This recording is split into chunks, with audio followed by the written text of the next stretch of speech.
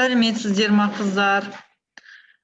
Бүгінгі сызудан үлкен жаңа тақырып өтіп жатырмыз. Бөлшектердің сызылуы, тігістердің сызылуы.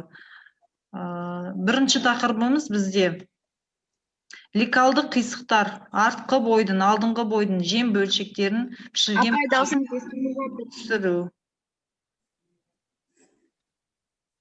Сабағымыздың мақсаты ликалы үлгілермен таныстыру, киімнің негізгі бөлшектерін тұрғызу.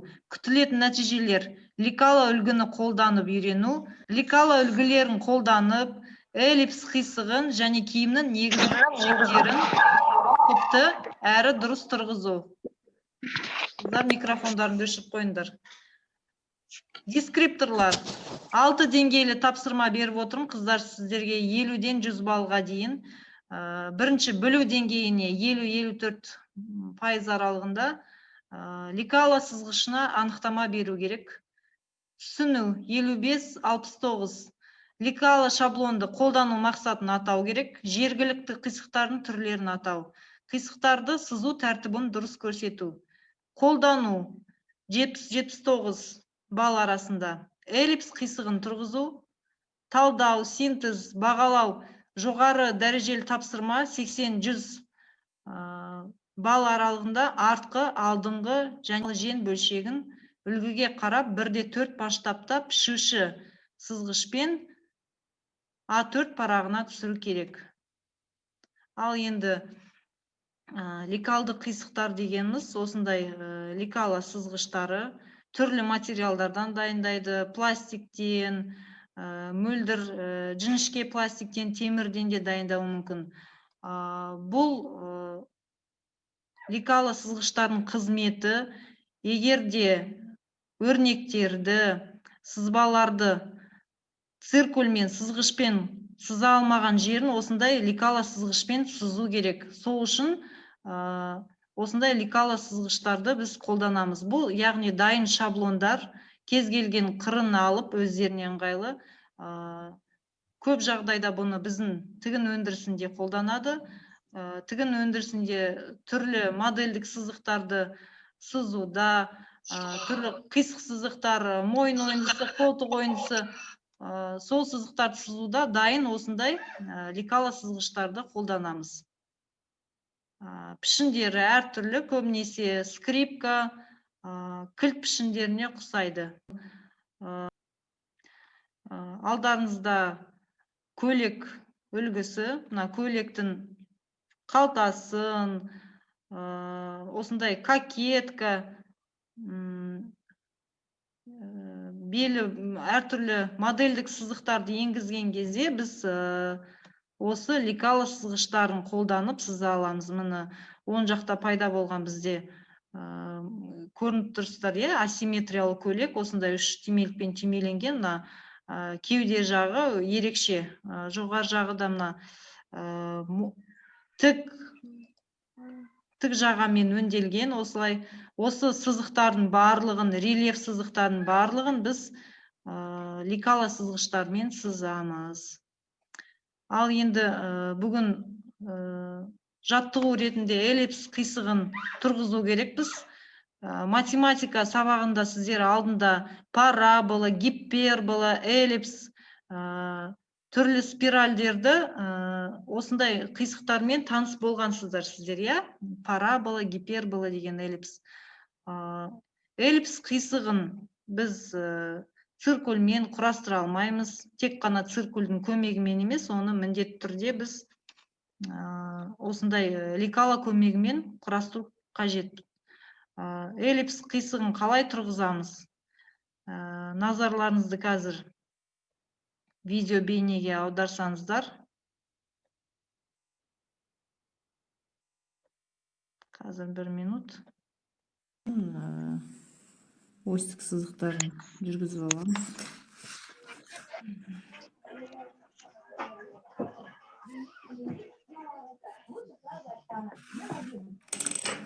Осьтік сызығын жүргізгеннен кейін шеңбер сызамыз. Осы шеңбердің ішіне еркін түрде кез келген радиуста Осы шеңберден кішірек тағы бір Мен шеңбер сызамыз. аям немен карандаш сумкамнан алдың ғой. Әнемді алдың кандысты қылады. Енді бізде үлкен шеңбердің диаметрі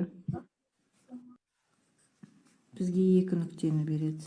1, 2 және кіші шеңбердің диаметрі кіші ось 2 нүкте береді. Оны 3, 4 деп белгілейміз. Эллипсті тұрғызу үшін бізге нүктелер қажет. 4 нүкте жеткіліксіз эллипсті тұрғызу үшін. Нүкте көп болған сайын эллипсті тұрғызу оңай болады.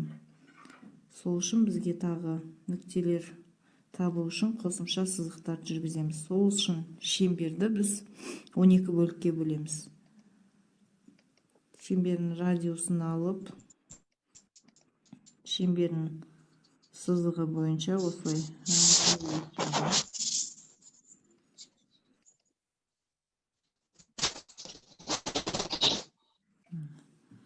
әр 3 бөлікке бөліп отыр. Шеңбердің 4/1 бөлігін оңға солға.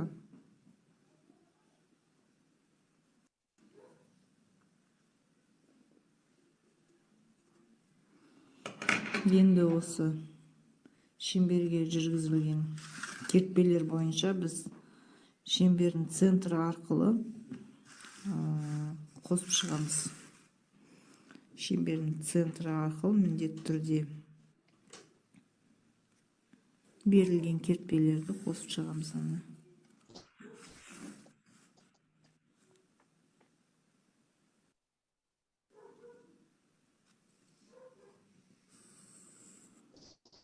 Қалынырақ қылып жүргізіп жатырмын. Негізі бұл қосымша сызықтар сізге анық көріну үшін.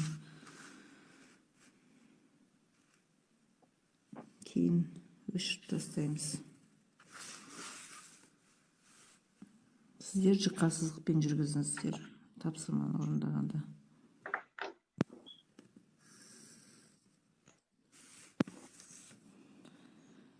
Міне бізде қосымша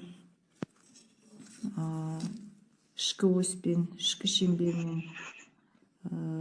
қосқан сызықтардың қиылысқан жерінен біз горизонталь сызықтарды жүргіземіз. Оське параллель солай жүргізіп шығамыз.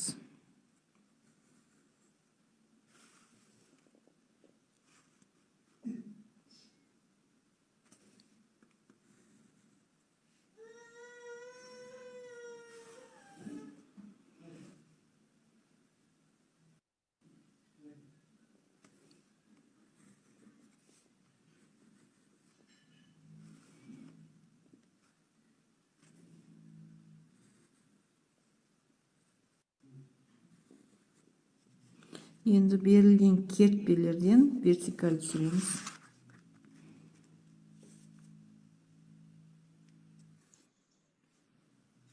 Горизонтальмен вертикальдің қиылысқан жерінде қиылысу нүктелері пайда болады бізде.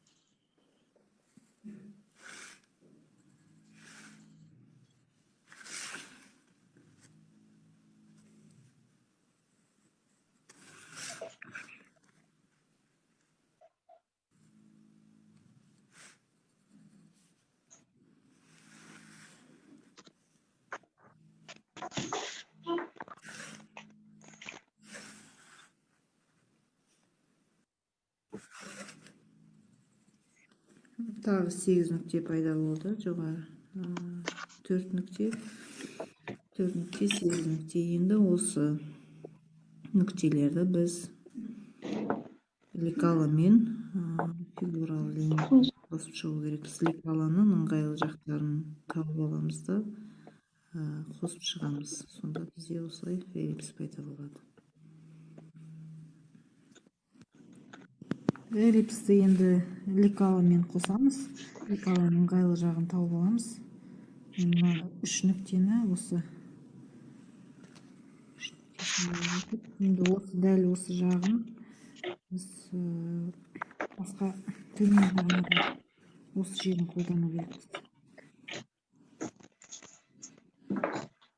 Лекаланы аударасыздар ғой.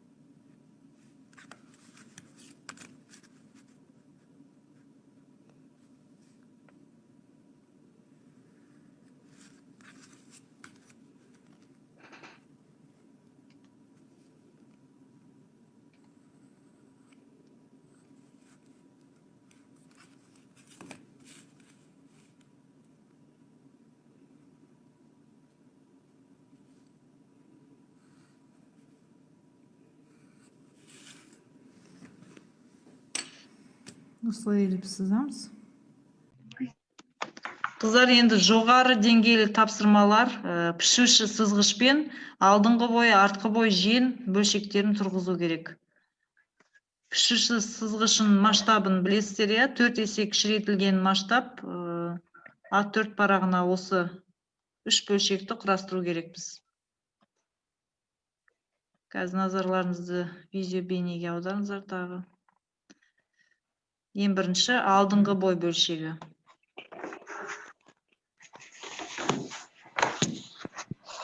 Еңбек жейдесінің алдыңғы бойын, артқы бойын және жең бөлшегін қалай тұрғызамыз? Біз 1/4 масштабта тұрғызу керекпіз. Мынандай арнайы линейка закройщика деген сызғышпен сызамыз. Қолдан да жасауға болады осындай 4 есе кішірейтілген масштаб. Сызуды бастайық. Бірінші жоғары жағынан мына ұзын шақты белгілеу сызығы берілген, соны сызып алайық. Жүзу болу керек, ол сызғымыз. Үшбұрыш линейканы қолданып сызсақ болады. Ал енді алдыңғы бой бөлшегі. Алдыңғы бойдың мойын ойындысы 7 см, жалпы алдыңғы бойдың ені 25 см. Осының барлығын белгілеп сызып алу керекпіз, және алдыңғы бойда мына планкаға берілген қосымшаның ені 2,5 см. Алдыңғы бойдың жалпы ұзындығы 67 см. Осы негізгі бөліктерді, аудандарды біз белгілеп сызып алу керекпіз. Ең бірінші мына планкаға берілетін қосымшаға 2,5 см енін сызып алып, одан кейін алдыңғы бойдың мойын ойындысын 7 см сызу керекпіз. Планкаға 2,5 см қалдырамыз.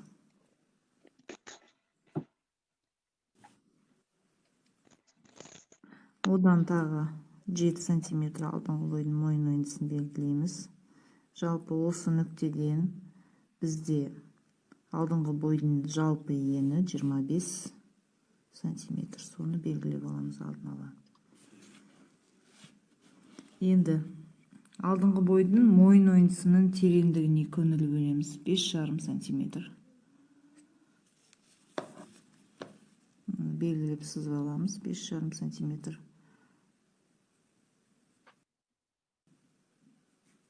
Осыдан планканың қосымшасын 2,5 см сызамыз.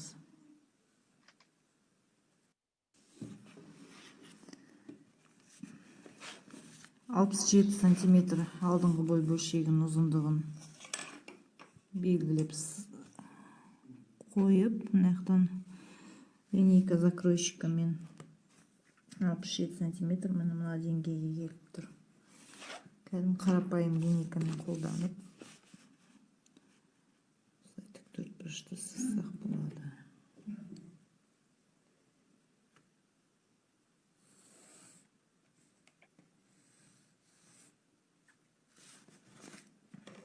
Енді қолтық ойынсының тереңдігі 21 сантиметр алдыңғы бойдың. Соны белгілейік. 21 сантиметр. Иықтың ұзындығы 16 сантиметр. Иықтың қиғаштығы 4,5 сантиметр. Оны біз сызу үшін радиус жүргізу керекпіз. Екі радиус. Иықтың ені 16 сантиметр. Мойын нүктесінен және қиғаштығы 4,5 сантиметр. Екеуін қиылысқан жерінде бізде иықтың нүктесі пайда болады. Енді осыны қосамыз мойын ойынсын. Мойын нүктесімен. Бұл жерде қолтық ойынсы сызығы, мойын ойынсы сызығын ликаламен сызу керекпіз. Енді бізде планканы сызу керек. Үшбұрышты линейканы қолданған ыңғайлы түзу сызылады.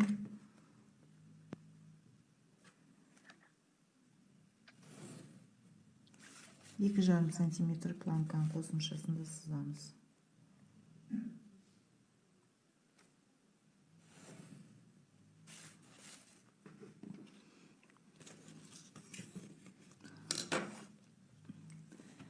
Алдыңғы бойдың етегі осылай модельдік сызықпен сызылған екен.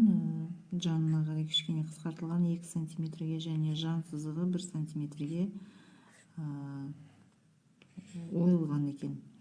Осыны біз ликала сызғыштармен ликала сызғыштың ыңғайына қарай сызуымыз керек.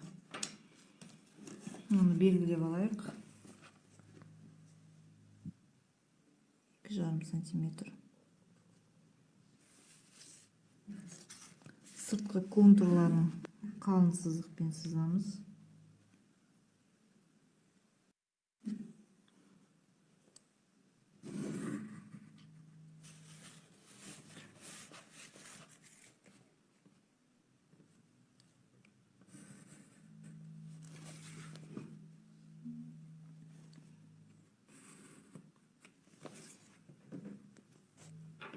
Алдыңғы бойдың мойын ойынсының тереңдігіне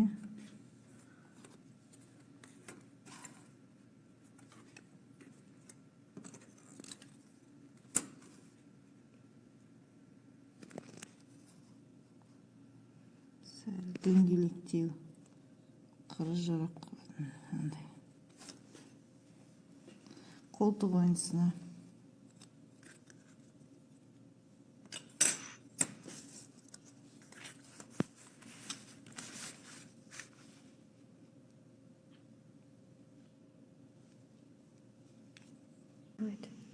алдыңғы бойдың етегі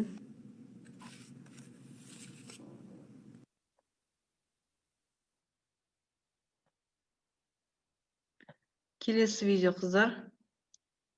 Артқы бой бөлшегін тұрғызу. артқы бойды құрастыру үшін артқы бойдың мойын ойынсының ені алдыңғы бойдың мойын ойынсымен тең болады. 7 сантиметр тереңдігі енді бірақ кішірек болады, түсінікті. Артқы бойдікі 4,5 сантиметр. Иықтың ұзындығы 16 сантиметр, дәл алдыңғы бойдай. Иықтың қиғаштығы 4,5. Қолтық ойынсының тереңдігі 26 сантиметр. Жалпы бөлшектің ұзындығы 72 сантиметр. 67 алдыңғы бойда, артқы бойда 72 сантиметр. Ені 25 сантиметр екеуі. Енді бізге 25 сантиметр белгілеп алдық. Артқы бойдың ені ұзындығы 78 сантиметр белгілеп алдық, яғни алдыңғы бойдан ұзынырақ.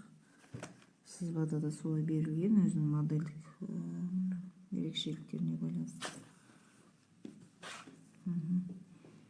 Енді біз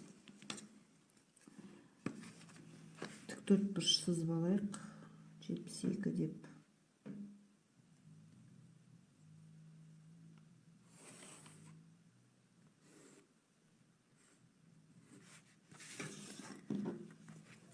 Енді артқы бойының мойын ойнысын белгілейміз. 7 сантиметр ені.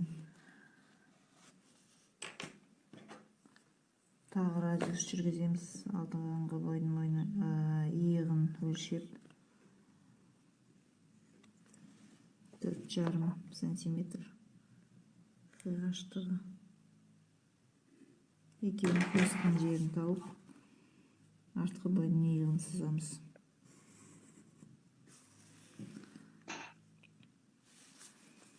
Артқы бойының мойын ойнысын тереңдігі 4,5 сантиметр. Соны белгілейміз. Мына нүкте мен мына нүктені лекалы қисығы арқылы қосамыз. Етегінде де артқы бойының 2 сантиметрге жан сызығы көтерілген. Белгілейміз. 1 сантиметрге жан сызығын осылай ойу керекпіз. Қолтық ойнысын тереңдігі 26 сантиметр. Жоғарғына мойын ойнысын нүктесінен белгілейміз. Ең жоғарғы сызығынан 26 сантиметр белгілейміз. Содан солға қарай горизонталь сызық жүргіземіз. Енді қалың сызықпен сызамыз контурларын.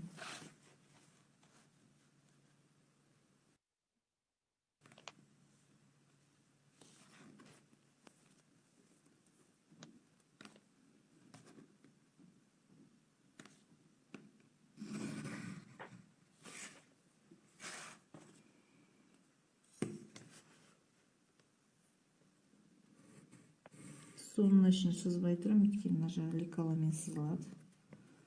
Мына жан сызығы да лекаламен сызылады. Сол үшін мына сызық жұқа болып қала берсін. Енді біз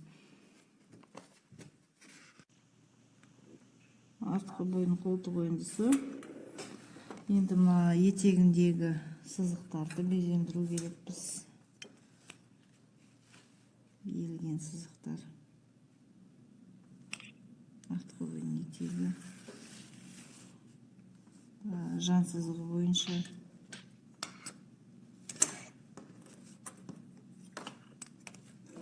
1 сантиметрге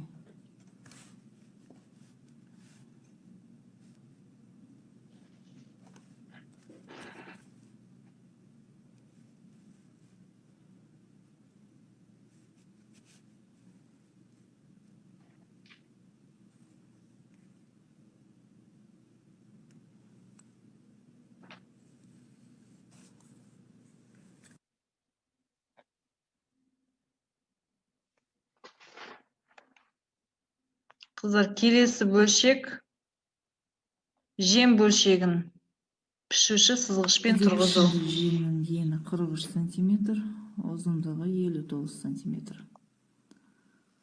Енді осы жейде пішімді жемді сызайық. 43 сантиметр ені. Мына жақтан жаңа парақтан бастап 43 сантиметр. Тіктөртбұрыш құрастырып алайық. 59 сантиметрда ұзындығы 59 сантиметр.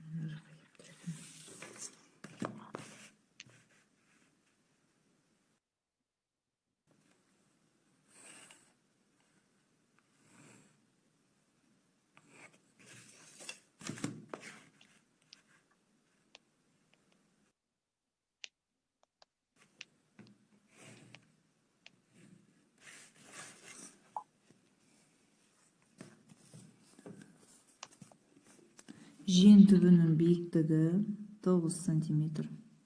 Осыны белгілейік.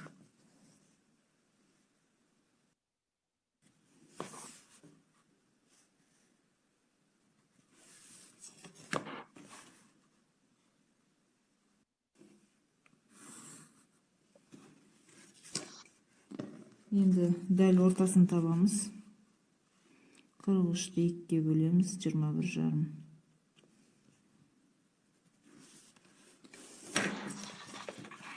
Енді екі жағымен қосамыз.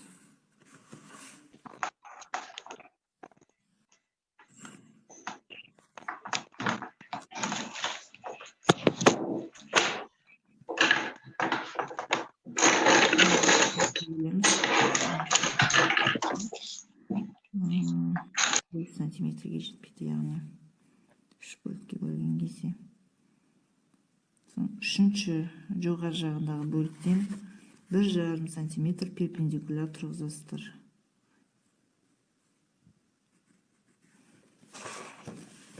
Он жағын 4 бөлікке бөлесіздер. 6 сантиметрге жетпейді.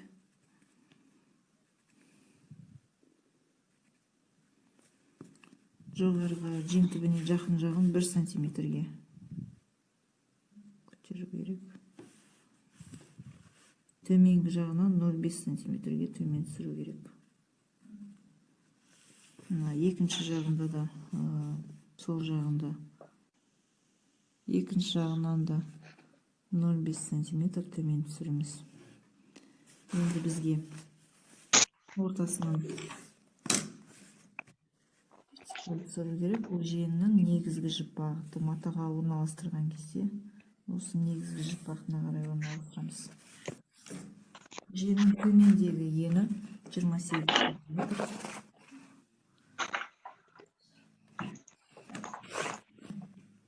Он төрт белгілейміз.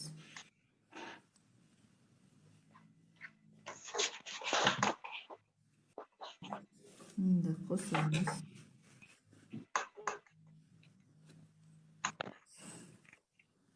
Қалыңсызбен бірден сызайық.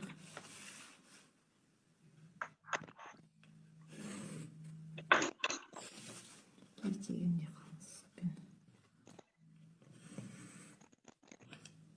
Сантиметр аралығы 12 сантиметр негізі модельіне байланысты осыны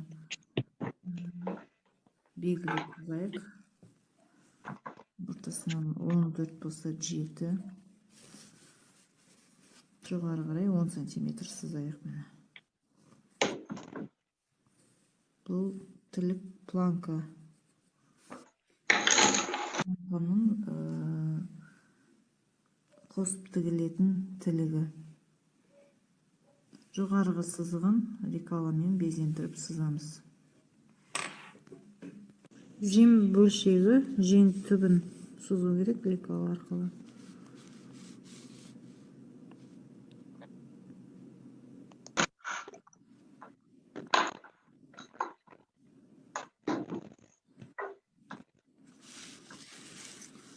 Мына дөңес сызық,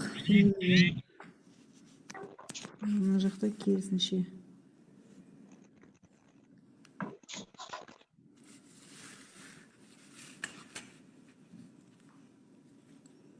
Вогнутый, яғни кіріп тұратын сызықпен, кіріп тұратын егілген сызықпен сызамыз. Дайын күйінде бөлшектер осылай сызу керек. Мынандай өлшем сызықтарын сызып, өлшемдерін жазасыздар. Алдыңғы бой, артқы бой, контурларын қалың сызықпен сызасыздар. Содан кейін негізгі жіп бағыты NG дегеніміз негізгі жіп бағыты бөлшектің, яғни матаға осы негізгі жіп бағыты бойынша орналастыру керексіздер. Негізгі жіп бағытын да сызасыздар. Артқы бойдың, алдыңғы бойдың ортаңғы сызығына параллель өтеді негізгі жіп бағыты. Жем бөлшегі өлшемдерін осылай шығарып, өлшемдерін жазып, негізгі жіп бағыты жем бөлшегінің ортасынан өтеді. NG дегеніміз негізгі жіп бағыты. Алдыңғы бой, артқы бой жем бөлшектерінің сызбасы. Осы сызбаға өлшемдік сызықтарын қосып сызу керек. Мына презентацияға назар аударыңыздар. Қазір мына 25-67 деп тұр ғой. Шығарып, өлшемдік сызықтарын, өлшемдерін қойып сызып белгілейсіздер. Контурларын қалың сызықпен белгілейсіздер. Және көрініп тұр ма, қыздар? Иә. Аха. Негізгі жіпақтың көрсетесіздер бөлшекте. Негізгі Иә. жіпақты дегеніміз бұл матаға бөлшекті орналастырған кезде осы негізгі жіпақтына қарай орналастырамыз біз бөлшектерді. Дұрыс пішу үшін болашақта. Бөлшекте міндетті түрде көрсетіледі негізгі жіпақты. Бүгінгі сабағымыз осы, қыздар. 6 деңгейлі тапсырма. Бірінші 3 деңгейі бізде жеңілдеу тапсырмаларымыз, білу деңгейіне сұрақтар.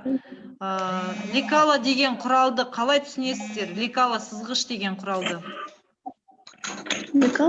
Лекала, фигуралы лекалалар. Не үшін керек бізге фигуралы лекалалар? Жара пайда болып сол ауру шығар. Бірақ біз Не үшін керек деп айттым мен? Кез келген қисық сызықты циркульмен, сызғышпен біз сыза алмаймыз, бізге дайын шаблон керек. Дайын шаблон, сол дайын шаблонды біз лекала деп айтаймыз, Математикалық курста қандай қисықтарды сіздер білуші едіңіздер осы? Алдын ала таныс болдыңыздар. Эллипстен басқа. Эллипс бізде ең көп таралған қисық, Так қандай қисықтарды білесіздер? Парабола, гипербола дегенді естідіңіздер ма? Парабола естідік. Қолдану деңгейіне тапсырма эллипс қисығын сызу керек, видеоға қарап. Талдау, синтез бағалауға киімнің негізгі бөлшектерін сызу керек. Алдыңғы бой, артқы бой және жем бөлшегін. 1/4 масштабта. Лекала закройщика деген пішуші 1/4, 4 есе кішірейтілген. Өзіміздің киім бөлшектеріміздің өлшемдерінің 4 есе кішірейтілген түрін сызамыз біз. Линейка закройщикамен, пішуші сызғышы. Жақсы қыздар, сіздерге тапсырма 6 деңгейге осы тапсырмалар орындайсыздар. Платонус платформасына саласыздар. Видео бейнемен тағы бір рет танысып көресіздер тапсырманы орындаған кезде. Жақсы қыздар, рахмет. Сау болыңыз, апай. Сау болыңыздар. Сау болыңыз. Сау болыңыз.